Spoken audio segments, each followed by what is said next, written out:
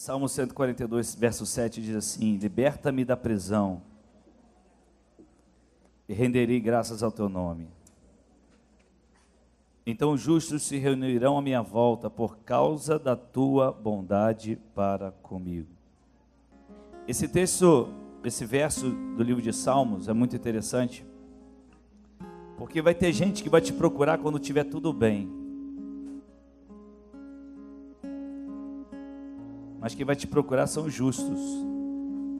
Os justos se reunirão à minha volta por causa da tua bondade para comigo. Por quê? Porque o Senhor vai nos livrar de uma prisão, diz o texto de Salmo 142, verso 7. O salmista Davi, segundo alguns teólogos, escreveu isso no momento que ele estava vivendo um tempo muito difícil, dentro de uma caverna chamada Caverna de Adulão, onde ele passou cerca, alguns dizem, 10 anos naquele lugar. Durante 10 anos, quantos anos? Cerca de 10 anos, Davi viveu naquele lugar, segundo alguns teólogos, e naquele lugar, sua família perseguida por Saul, ele também perseguido, ali viveram. Davi viveu um tempo muito difícil. Ali também se ajuntaram a Davi homens endividados, homens amargurados de espírito, homens perseguidos, homens completamente abandonados pela sociedade na época, devido a algumas falhas que eles cometeram, e eles correram justamente para Davi. Davi tinha que lidar com a sua própria perseguição, com suas próprias dores. Fico eu imaginando também com a questão da sua família, porque a família teve que fugir e morar com Davi. E para morar com Davi, eu fico imaginando Davi tendo que escutar, talvez a família dizendo: tá vendo, nós estamos assim por causa de você. A culpa é sua, essa história de você querer ser rei, essa história de você ser ungido rei. Se houve um homem que sofreu com flechas de amargura no coração, esse homem chamou-se Davi. Desde o momento em que Davi foi escolhido rei, ele já sofreu decepção com seu pai. Porque na hora da escolha, quando Samuel chega em sua casa para ungir alguém naquela casa, um dos filhos de Jessé, e Jessé, seu pai, então começa a trazer o primogênito, que era o mais forte, o mais preparado. Pensava ele: esse vai ser o rei de Israel. Davi ali já sofreu a primeira decepção. Na verdade, Davi nem em casa estava, e a fila foi começar a andar, e aí trouxe um, trouxe dois, trouxe três, trouxe quatro, trouxe cinco. Se não me falha a memória, Davi foi o sétimo. É isso? Então, na verdade, chegou no sexto, já não tinha mais ninguém. Pensa bem, fácil pra gente aqui, né? E Deus já havia falado de Samuel, mas tem que ter alguém. Deus havia falado, Samuel, tem uma pessoa aí para ser ungido. Samuel que não entendeu, mas espera aí, já foram 6. Jessé, não é possível. Você tem um filho por fora aí? Você tem uns pulos aí por fora, será? Não, eu tenho, mas tem mais um, mas aí ele fica lá. Ele gosta de cuidar de ovelha, fica uma harpazinha tocando, fazendo música. Ele é muito novo ainda, eu acho que ele não está preparado para isso, mas traz ele lá, eu quero ver. E quando Samuel coloca os olhos em Davi, Deus disse: é ele. Esse é o meu escolhido, porque o homem vê o exterior, mas eu vejo o coração. Davi, desde o início, querido, ele sofreu esse tipo de afronta. Desde o início ele foi desprezado por sua família. Você acha que você já foi desprezado por sua família? Davi também foi, e foi o maior rei da história de Israel. Hoje eu pensava sobre isso e pensava o seguinte: o problema nosso não é quantas vezes nós vamos ser atacados pelo inimigo. Em tudo que nós vamos fazer na vida como servos de Deus, nós vamos ser atacados, nós já sabemos disso. Em qualquer coisa que você for fazer para o reino de Deus ou na sua vida como cristão, você será atacado. O problema não é quantas vezes você será atacado, mas quantas vezes você vai ter a capacidade no Espírito de superar cada guerra que você enfrentar. Aí está o segredo, porque Davi aprendeu a viver isso. Foi um dos mais desprezados no meio da sua família. Seus irmãos não gostavam muito de Davi. E pior que ainda teve que fugir, se esconder, e a família teve que fugir junto. E provavelmente colocavam a culpa em Davi. E mais do que isso, ainda vem uma opção de endividado, enrolado, amargurado de espírito, bater na sua porta, e você já num sufoco tremendo, uma guerra tremenda, e dizer: Davi, me ajuda aí. É a mesma coisa de alguém bater na porta da sua casa, na luta que você está enfrentando, na guerra que você está enfrentando, terrível na sua vida, e dizer para você: me ajuda aí, meu irmão, estou precisando da sua ajuda. E você: mas eu não tenho recurso, eu não tenho condição. Assim era Davi. E Davi começa numa luta, porém aqueles homens se tornaram os grandes valentes de Davi. Então foi a capacidade de Davi aprender como ele aprendeu a superar cada obstáculo, cada luta. Ele teve que lidar com a traição do seu próprio filho, ele teve que lidar com a traição dos seus soldados e até generais. Ele teve que lidar com gente que estava perto dele, com tudo isso. Então, se há uma pessoa que sofreu amarguras, mais do que ele, só Jesus, porque ele sofreu todas as nossas amarguras, né? Foi traído por todos. Assim foi Davi. E Davi conseguiu vencer aquele espírito de amargura no seu coração. Se você ler o livro de Salmos, todo dia você lê um pouquinho do livro de Salmos, você vai perceber na fala de Davi quantos momentos difíceis Davi teve. E nessa mensagem, as 7 prisões do diabo e as 3 chaves de Deus, nós já falamos sobre a raiz da amargura. Já falamos também sobre uma prisão chamada avareza. Já falamos também sobre uma prisão chamada inveja. E hoje eu quero falar com você sobre uma prisão chamada ciúme. Diga comigo: ciúme. 1 Coríntios capítulo 3, versículos 3 e 4, diz assim, o apóstolo Paulo escrevendo à igreja em Corinto. E ele fala para a igreja em Corinto, uma grande igreja, porém cheia de problemas. Porque ainda vocês são carnais? Porque visto que há inveja e divisão entre vocês, não estão sendo carnais e agindo como humanos? Pois quando alguém diz: eu sou de Paulo, e outro: eu sou de Apolo, não estão sendo mundanos? Olha que Paulo, querido, ele começa a tratar de um problema grave no meio da igreja, porque há uma diferença entre ciúme e inveja. A inveja é quando você não tem, e você quer possuir aquilo que a pessoa tem, e você não se alegra. Está me ouvindo, querido? Amém? Ok. Isso, amém. Vão em paz.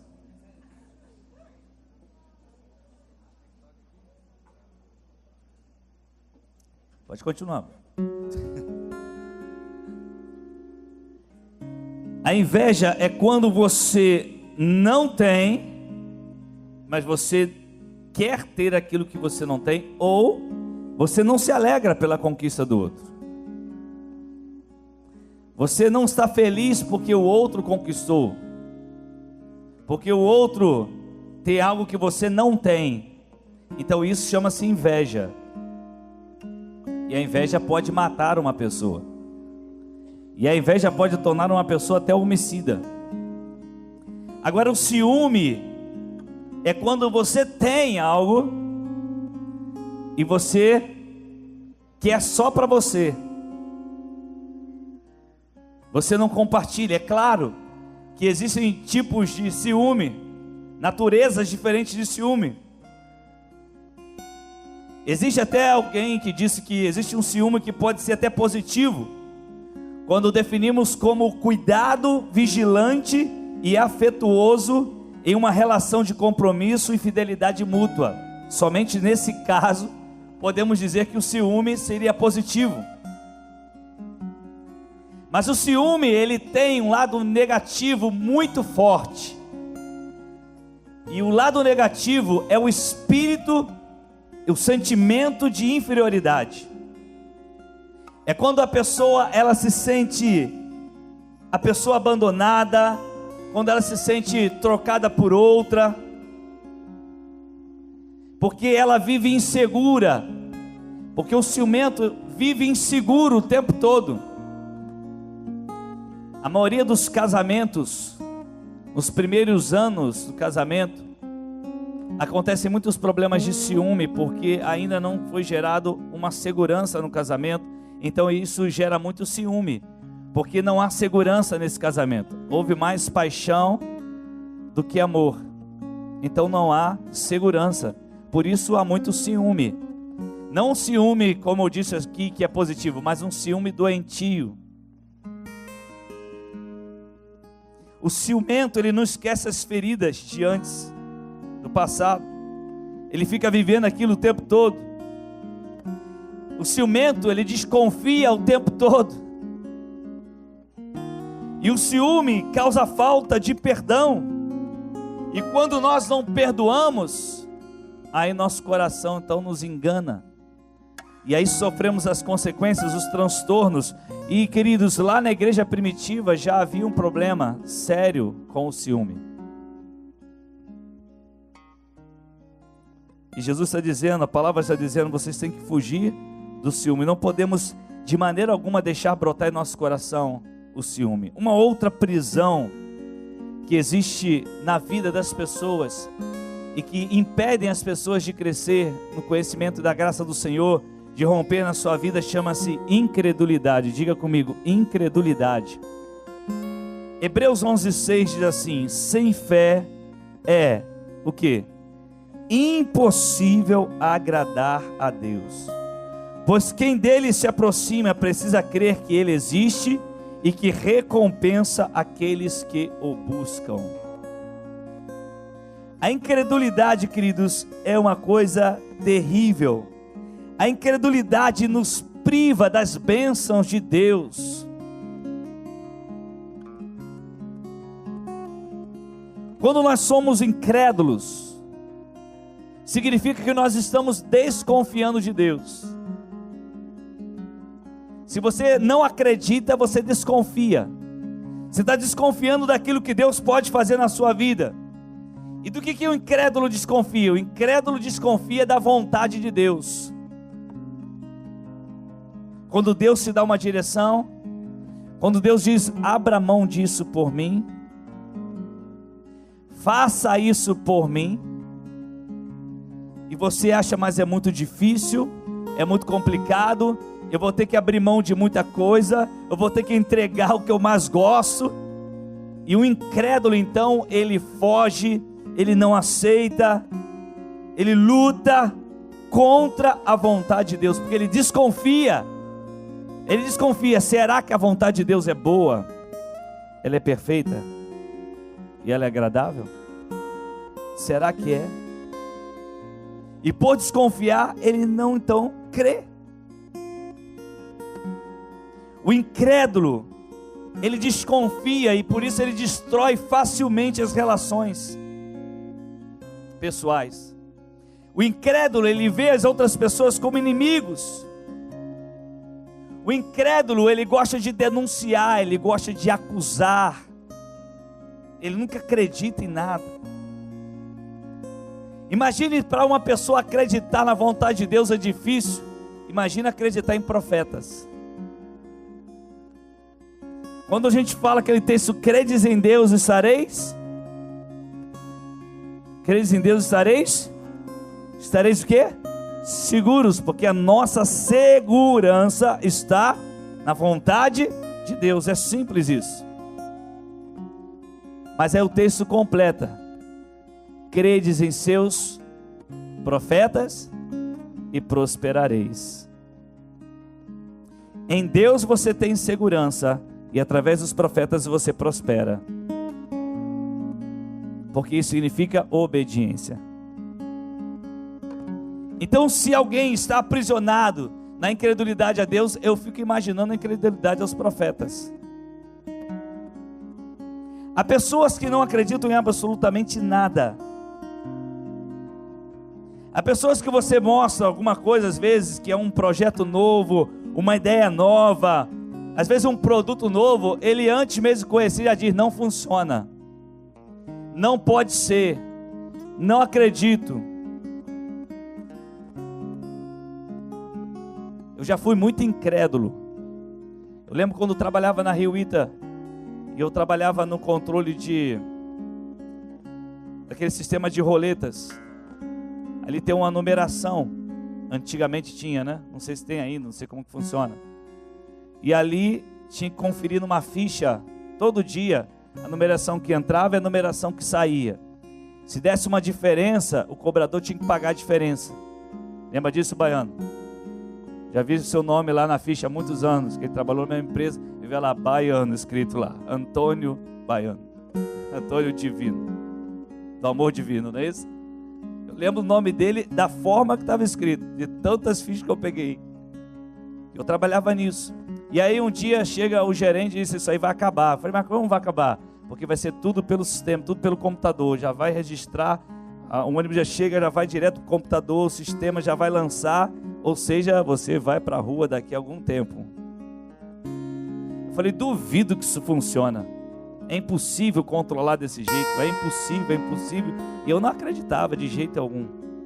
Passaram-se 6 meses, lá estava o sistema funcionando.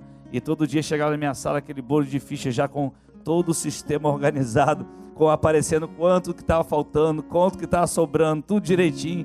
Eu falei: estou desempregado. Tem que aprender outra coisa. Porque a gente não acredita em nada. E quem não acredita em nada, perde a novidade de Deus. Perde aquilo que Deus tem para a sua vida. Quantas pessoas estão aprisionadas hoje porque simplesmente não acreditam? Nós vivemos um tempo tão difícil, queridos, tão difícil de lidar com o credo. As pessoas estão tão sensíveis.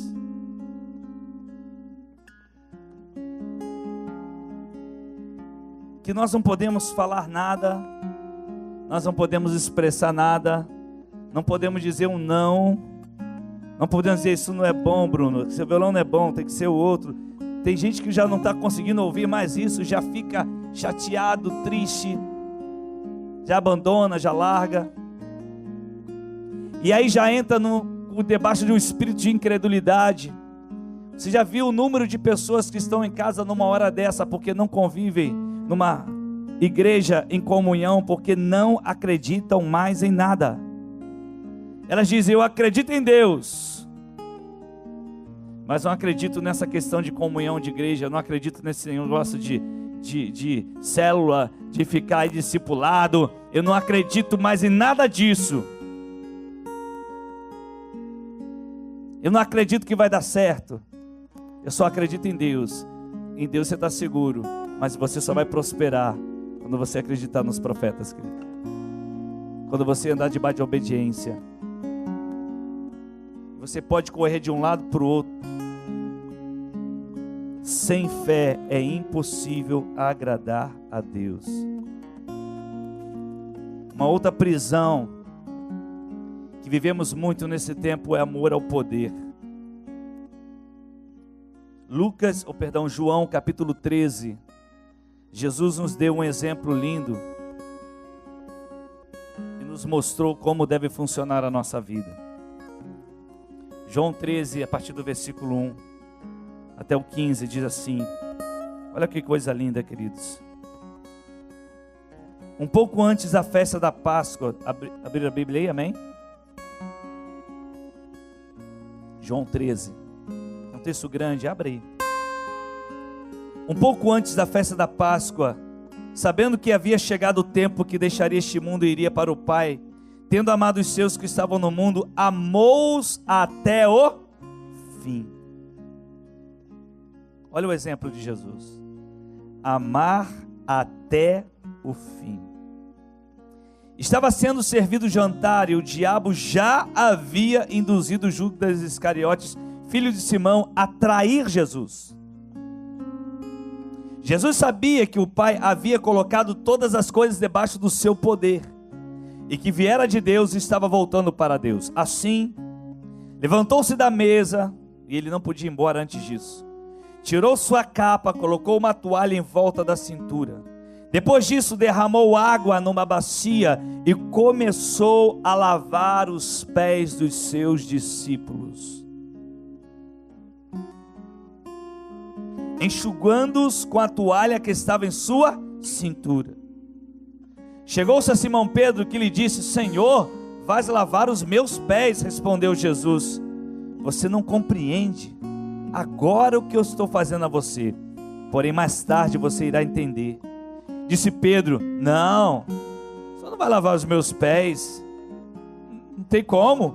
Jesus respondeu: se eu não os lavar, você então não tem parte comigo. Respondeu Simão Pedro. Você está vendo aqui interessante, quem é que cria os ídolos, queridos? Quem é que cria os ídolos? Olha o que Pedro está dizendo aí. Olha só: Senhor, você vai lavar os meus pés? Respondeu Jesus: você não compreende agora o que estou fazendo a você, porém mais tarde você entenderá. Disse Pedro: não, nunca lavará os meus pés. Quem é que cria os ídolos?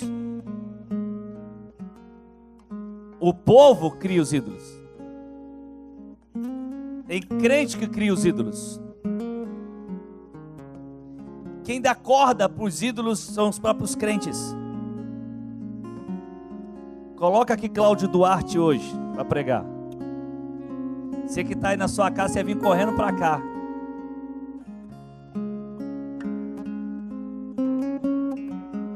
E a opção de gente faltar aos cultos das suas igrejas, abandonar seus pastores e eu vim para cá. É verdade ou não é? Você já foi, né? Tô brincando, calma.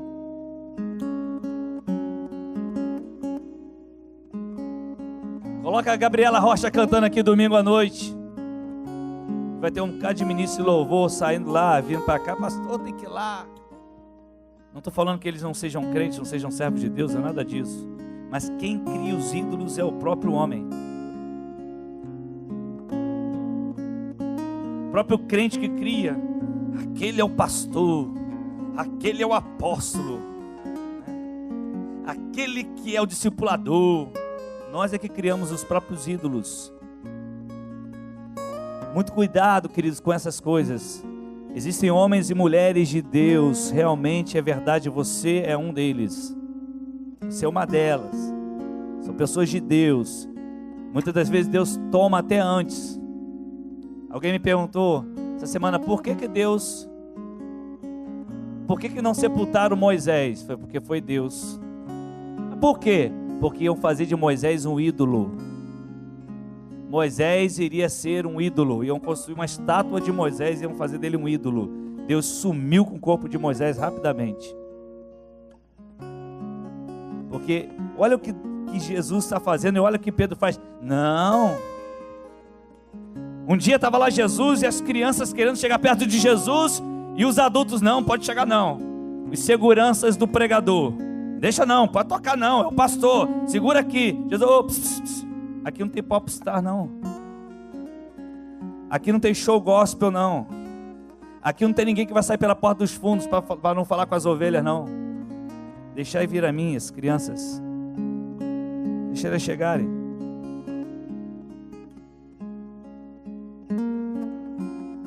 Somos nós que criamos os ídolos.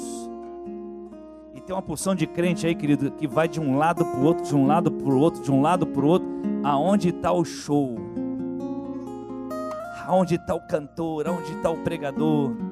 E aí, muita gente não é tentada por um pecado de adultério, de prostituição, pornografia, dinheiro, é tentado pela ostentação.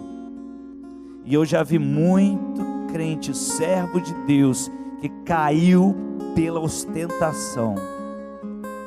Ele foi uma bênção na hora da prova, na hora que estava na dor, ele foi uma bênção, ele lutou e venceu, mas na hora que recebeu um elogio, ele caiu,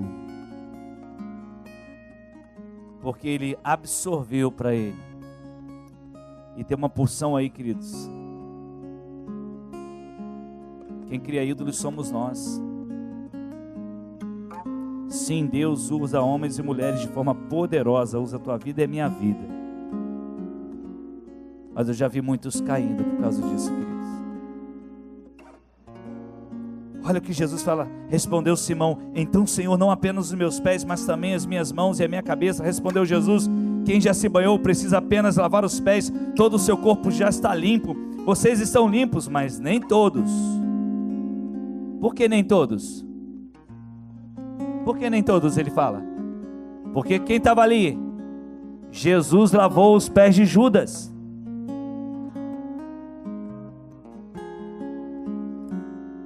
Uma coisa é você lavar o pé de quem você não sabe nada. Outra coisa é você lavar os pés de quem é alguém que vai te dar uma cacetada pelas costas e vai te matar, meu irmão. Você sabe e você lava os pés. Lavar os pés é o sinal de maior humilhação diante de uma pessoa. É total redenção. Redenção não. Rendição, perdão. É como dizer: eu estou aqui para te servir e para morrer por você e para te amar. Eu vi um ato lindo de um pastor fazendo isso. E eu recebi um convite. Foi mais ou menos um convite. Depois eu me convidei mais para ir na África. Eu ia falar isso na equipe de 12, mas vou largar logo. Em Moçambique, num campo de refugiados.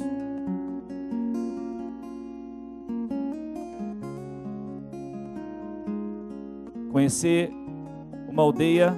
Você já viu aquela aldeia que aparece no Discovery, que as mulheres usam negócio para esticar o pescoço assim? Girafa. Mulheres girafa, é isso mesmo. Uma aldeia, lá dentro tem uma igreja, queridos. E aquelas mulheres e aqueles homens adorando ao Senhor Jesus. Coisa linda, queridos. No meio do nada. Sabe o que é nada vezes nada vezes nada? Só espinho e terra. E aí você vê debaixo da árvore aquele povo com aquela vestimenta toda que você vê aí na televisão. E de longe você vê aquela poeirinha, aquele povo pulando e louvando. E o evangelho já chegou lá. E alguém falou: pastor, só quer vir conhecer? Eu falei: como eu quero. Eu tenho que ir. E alguém falou: você quer aprender a adorar? Eu falei: quero. Vá à África. Porque não tem ar-condicionado, não tem teto bonito, não tem televisão, não tem nem som direito, só tem uns troços para você bater. E o povo dança, e o povo celebra, e as crianças choram, e elas mergulham, e elas estão ali ligadas no altar do Senhor. Elas estão mergulhando, não querem saber de nada. Se alguém quer aprender a ser adorador, vá à África. Falei: eu quero. E o que eu faço? É X. Falei: glória a Deus, vou vender meu carro. Calma. Não é tanto assim. É 10% do carro. E aí eu falei: Senhor, eu quero conhecer o campo de refugiados de crianças. Eu quero ver isso. Me parece que é no Sudão. Eu vi lá É para dormir na casa de pastor. Não é para dormir em hotel. Nem para ficar em ônibus de turismo em ar-condicionado, não. É para dormir em aldeias. Estou falando que eu vou, estou falando que eu quero ir, é diferente. Uma coisa é querer, outra coisa é poder. você também. E aí ele me perguntou, mas por que você quer ir? Porque eu quero aprender. Eu preciso aprender. Aí tem gente atrás de poder, tem gente atrás de ostentação. Tem gente querendo de tudo aproveitar o evangelho, aproveitar o momento, querer ganhar muito dinheiro. Querido, você conquistar na vida não é pecado, você tem que estudar, você tem que se profissionalizar, fazer o melhor possível, fazer a sua empresa crescer, gerar emprego. Falava isso na célula hoje, na célula essa semana. Alguém fala assim, mas rico não é feliz. Por que rico não é feliz? Rico sem Deus, ele é infeliz. Mas o empresário de sucesso é que dá emprego para você. O empresário de sucesso é que gera emprego para todo mundo que está aqui. Se não houver essas pessoas, querido, onde estarão os empregos? Por que o Brasil está do jeito que está? Porque os empresários faliram. Muitos. Por quê? Porque estão sem Deus. Mas os empresários que têm Deus no coração estão crescendo. Você será um deles. E já é um deles em nome de Jesus. Mas tem gente que eu quero poder, eu quero a fama, eu quero, não é nem o dinheiro não, querido. Tem gente que não quer dinheiro, quer ostentação, quer aparecer, quer sair bonito na foto. Esses aqui ficam me enchendo a paciência para colocar minha foto ali na frente do banner. Eu de Eliana. Já falam de brincadeira. Queridos, o que nós queremos é que Ele apareça. É Jesus que tem que aparecer. Não é você, não sou eu, nem é Bruno Mendes, nem é Wagner Mariano, nem Eliana Gomes. Tem Gomes ela também.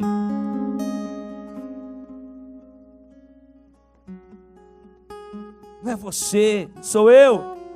E as pessoas querem poder. Não é só o dinheiro, é o poder. É serem aceitas e dominadas dessa forma. Isso vai cair por terra, queridos, em nome do Senhor Jesus. Em nome do Senhor Jesus. Aí Jesus disse, Jesus tornou a vestir. Quando terminou de lavar-lhes os pés, Jesus tornou a vestir sua capa e voltou ao seu lugar. Então lhes respondeu, vocês entenderam o que eu fiz a vocês?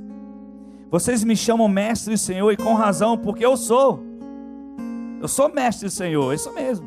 Pois bem, se eu, sendo Senhor e mestre de vocês, lavei os seus pés, o que vocês têm que fazer? Vocês também devem lavar os pés uns dos outros.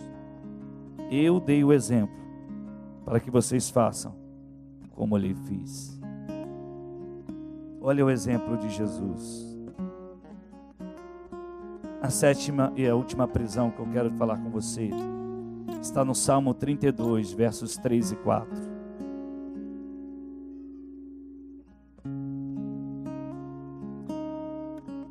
Diz assim o salmista Davi: enquanto eu mantinha escondidos os meus pecados. Salmo 32, versos 3 e 4. Enquanto eu mantinha escondidos os meus pecados. Enquanto eu mantinha escondidos os meus pecados. Ora, Deus não está vendo? Enquanto eu mantinha escondidos os meus pecados, o meu corpo definhava de tanto gemer, pois de noite a tua mão pesava sobre mim. Minhas forças foram se esgotando como em tempo de seca. A sétima prisão é o pecado. Pastor, mas inveja é pecado? Sim. Ciúme é pecado? Sim, de certa forma. Avareza é pecado? Sim. Mas é toda prática, todo tipo de ato, todo tipo de palavra, todo tipo de pensamento que possa transgredir as leis de Deus. É tudo aquilo que nós fazemos ou deixamos de fazer. Ok, querido? Não é só aquilo que eu fiz de errado, mas aquilo que eu sabia que tinha que fazer e não fiz. Isso também é pecar, porque é um pecado por omissão.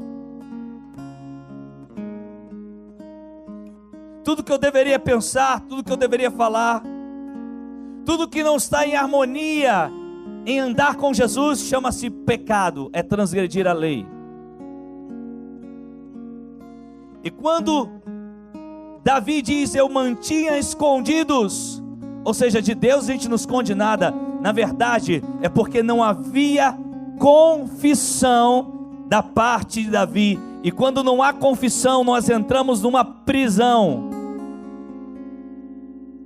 É a prisão do sentimento de culpa. Eu me sinto culpado o tempo todo por aquilo que eu falei, por aquilo que eu pensei, por aquilo que eu fiz, por aquilo que eu deixei de fazer. É uma prisão na alma que dói o nosso coração, porque você sabe que pecou.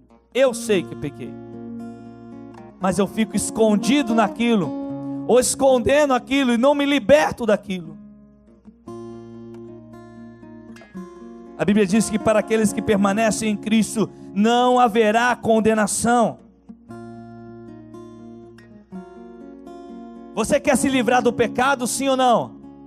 Então o que eu tenho que fazer? Deus quer que o homem se arrependa.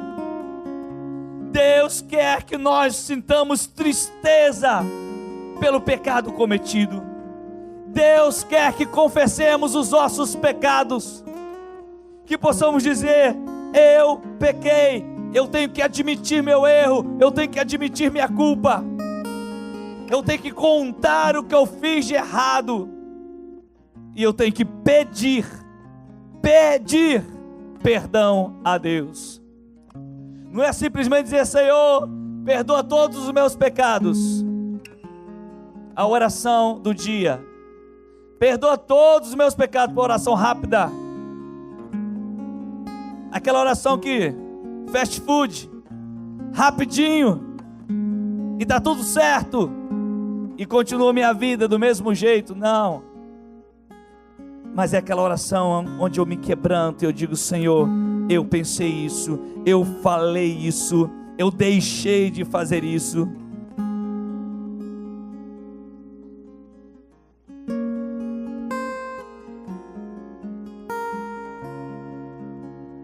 E aí Deus vem com as 3 chaves para nos libertarmos e nos tirarmos da prisão. E a primeira chave eu já falei aqui. Salmo 107, 20. Que diz, Ele enviou a sua palavra e os curou e os livrou da morte. Tem um vídeo que eu quero que vocês assistam agora. Pessoal, já vai deixar no ponto aí tudo certinho? Tudo ok? Alguém vai desligar as luzes aí? Deixa no ponto aí direitinho. Deixa no ponto, tá lá, volta lá o vermelhinho.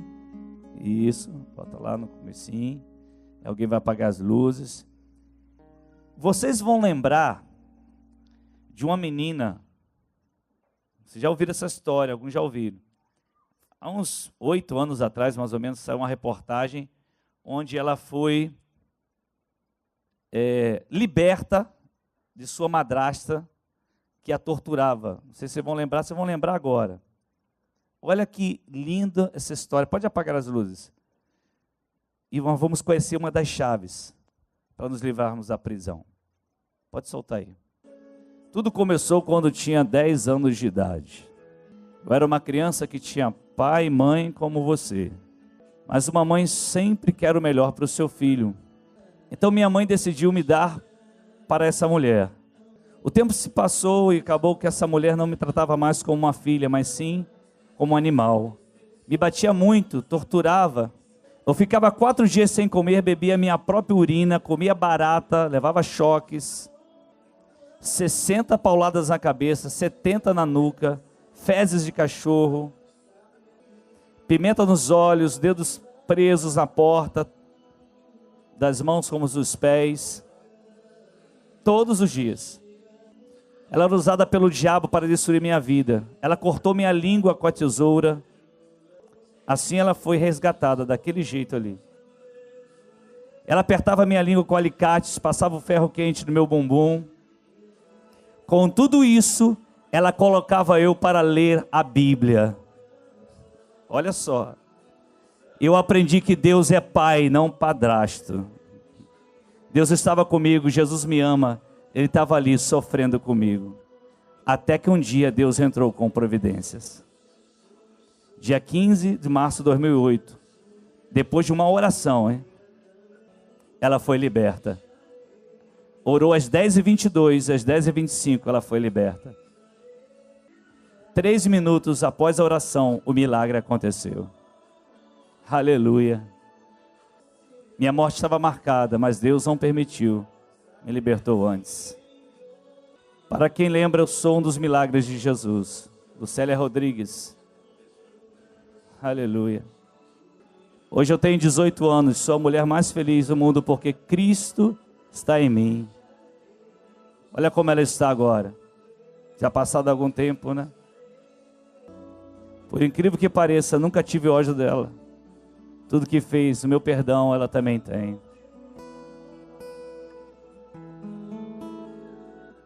Aleluia. Você pode aplaudir a Jesus por isso, querido? Aleluia. Aleluia. Glória a Deus. Olha que história linda, queridos. Linda pelo desfecho final, né? Aquela mulher torturava aquela menina dia após dia, de toda a forma que você possa imaginar. Só tinha um detalhe. Você pegou o detalhe? O que ela fazia? Ela era obrigada a ler a Bíblia todo dia. O diabo é muito burro, querido.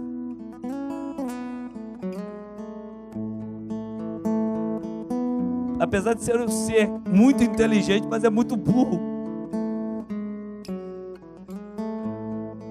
Todo dia ela era obrigada a ler a Bíblia. E mesmo sofrendo, ela descobriu que Deus era Pai. E numa oração que ela fez, em 3 minutos a polícia entrou na casa dela. Uma das chaves que temos para nos livrar da prisão chama-se Palavra de Deus. A Palavra de Deus tem poder para mudar a nossa história. Não é a Palavra de Deus simplesmente você ler. Não é a palavra simplesmente para você pegar assim, como nós já ouvimos aqui várias vezes, pegar da caixinha de promessa. Mas a palavra que você lê, medita e coloca em prática.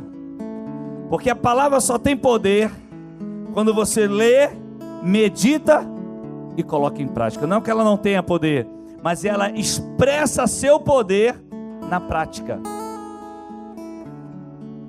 É ali que a palavra expressa seu poder.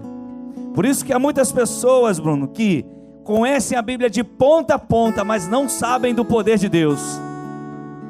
Nem acreditam em Deus. Nem acreditam que Ele existe. Mas quando pela fé eles absorvem a palavra, vivem a palavra, então eles experimentam o poder da palavra, como essa jovem experimentou. Se você quer sair de qualquer prisão que você tenha entrado, medite na palavra. Você pode estar no pior estágio da sua vida, todo dia, querido, abra sua Bíblia e mergulhe na palavra. Leia a Bíblia. O pior que você esteja, leia a Bíblia. Porque a Bíblia, a palavra de Deus, vai trazer esperança para você. Mas uma outra chave chama-se o sangue de Jesus. Apocalipse 12:11 diz assim: eles o venceram. Apocalipse 12:11. Eles o venceram pelo sangue do Cordeiro e pela palavra do testemunho que deram diante da morte. Não amaram a própria vida. O golpe pior que Satanás recebeu na história foi quando Jesus subiu à cruz do Calvário e o seu sangue foi derramado. Naquele instante, a vitória foi declarada sobre nós. O sangue, que símbolo da vida na Bíblia, veio sobre nós. O sangue precioso do Cordeiro, que não tinha nenhum defeito. O sangue de Jesus, quando foi derramado, aquele sangue nos purificou de todos os pecados do passado, do presente e do futuro. Foi um sacrifício. Aquele foi o golpe sobre Satanás. E quando Jesus ressuscita, foi para consolidar que Ele é Rei e Senhor sobre tudo e sobre todos. Aleluia! Mas como eu me liberto? É pelo sangue. Jesus abriu um caminho de sangue, ou seja, a porta agora dos santos está aberta para nós, pelo novo e vivo caminho. E qual é o novo e vivo caminho? O sangue do Cordeiro, o sangue de Jesus. A obra é perfeita, aquilo que Jesus fez, e ela continua dia após dia, porque o sangue de Jesus vem nos purificando dia após dia através da santificação. Aleluia! Quando você entrega a sua vida a Jesus, no momento que você diz: Jesus, entra na minha vida, porque o Senhor morreu numa cruz, porque eu sou um pecador, aquele sangue que foi derramado vem sobre você, e você é marcado eternamente para a glória de Jesus. E aí você começa a ter acesso direto ao Pai, pelo sangue do Cordeiro. Pastor, é simples assim? É desse jeito. Por isso que tem gente que fica maluco com esse negócio. Mas eu não tenho que ir para a esquina derramar um sanguinho, não. Eu não tenho que dar uma oferta boa, não. Eu não tenho que subir uma escada, não. Eu não tenho que carregar uma cruz, não. Eu não tenho que ficar me chicoteando, não. Eu não tenho que estar sempre na célula, sempre no culto, não. Isso é consequência. Não, querido, para você ser salvo em Cristo Jesus, você só tem que dizer: Jesus, me perdoe, eu reconheço o teu sacrifício, eu quero que o Senhor seja meu Senhor e Salvador. É desse jeito, queridos. É a coisa mais simples e mais poderosa que há sobre a face da terra, porque é algo que no Espírito toma você, porque aí vem a terceira chave sobre a tua vida. No instante em que você recebe Jesus como seu Senhor e Salvador, o sangue dele, e aí vem um outro selo na tua vida. Sabe qual é? A presença do Espírito Santo. Ele agora vai habitar em você. Ele agora vai morar em você. Ele agora vai andar dentro de você. Ele vai abrir teus olhos espirituais. Ele vai te dar dons para edificar a igreja. Você verá coisas que você nunca viu. Você falará línguas que você nunca falou. Não estou falando de língua estranha, não, querido. Tua voz será profética. Você vai impor as mãos sobre os enfermos, e para a glória de Jesus eles serão curados. Você vai entrar nos hospitais, vai pregar o evangelho, pessoas vão se converter. Você vai anunciar o evangelho de Deus na tua escola, na tua faculdade, no teu trabalho, pessoas vão começar a aceitar Jesus, porque o Espírito Santo é com você. Tem muita gente aqui que está com o Espírito Santo, mas está desativado, tem que ativar. Está esperando o que, querido? Está esperando o que para abrir seu coração para Jesus? O selo do Espírito vem sobre a tua vida, a presença do Espírito vem sobre você. Então o Espírito Santo vai começar a te ensinar a como abandonar o pecado, como vencer o pecado, como vencer as lutas, como lidar com as decepções, como lidar com as frustrações, como lidar com a vida. O Espírito Santo vai estar ao teu lado, falando no teu coração, dizendo: filho, filha, olha a minha palavra. Ele vai abrir os seus olhos espirituais, aquilo que você lia, que não entendia, você vai começar a entender. A tua fé será ampliada, a tua visão será ampliada, a tua vida não será mais sua, agora é de Jesus.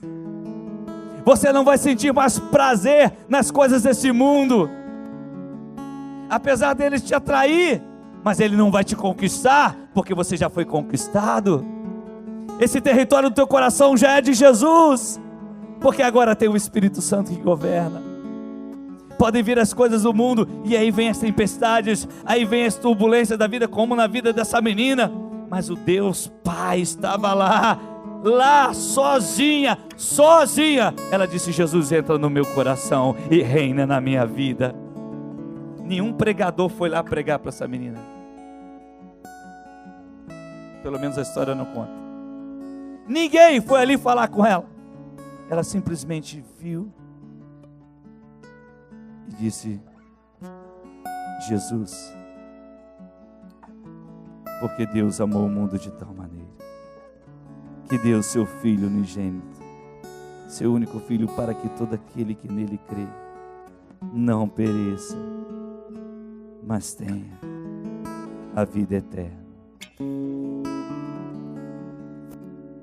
Eu fico pensando, talvez ela estivesse ali amarrada, sangrando, quando os seus dedos eram presos às portas e quebrados as unhas. Talvez ela pensou: eu vou morrer, então eu quero a vida eterna. E eu fico imaginando quando o amor de Deus entrou. Você já tentou contar como foi a sua conversão? É difícil da gente contar isso, porque é difícil a gente explicar. Já tentou explicar como Jesus entrou na sua vida? Já tentou fazer isso? Alguém vai te perguntar: quando que Jesus entrou na tua vida? A tal dia, como foi? Rapaz, foi assim, ó. Eu estava ouvindo rádio, ou estava ouvindo uma música, ou estava lendo a Bíblia, ou estava no culto, ou estava na célula, eu não sei, você vai falar qualquer coisa, e eu aceitei. Mas como é que é, meu querido? Já sentiu o gosto da laranja que eu estou chupando? Então toma laranja, porque se você não pegar e chupar essa laranja, você nunca vai saber o gosto que é. Porque não tem como te explicar. É algo feito pela fé. A fé não tem como te explicar. Primeiro você coloca o pé, depois Deus coloca o chão. Igreja em Laranjal, a gente está precisando pegar essas pessoas e dizer para elas: Jesus ama você. Jesus precisa entrar na sua vida e ter uma nova história em você. Porque não é crente só o que fica aí sentado numa cadeira, porque tem muito crente sentado numa cadeira que não aceitou a Jesus ainda. Aceitou a igreja, aceitou o pastor, gosta de todo mundo, só falta abrir o coração para Jesus.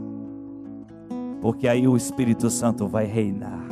E quando o Espírito Santo vem reinar, você que era agressivo começa a mudar.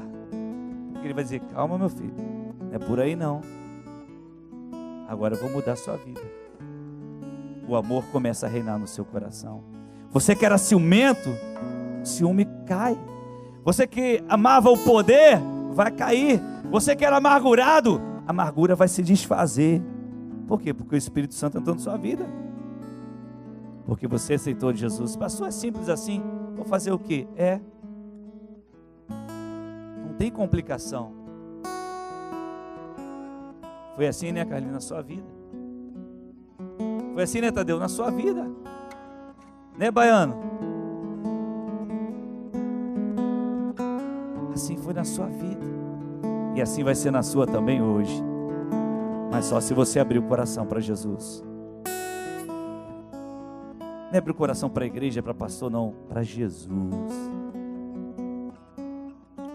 Aí Ele vai mudar a sua história. Aí o Espírito Santo vai queimar dentro de você. Por que você não entende das coisas espirituais? Porque só entende quem tem o Espírito. Quem tem o Espírito discerne as coisas espirituais.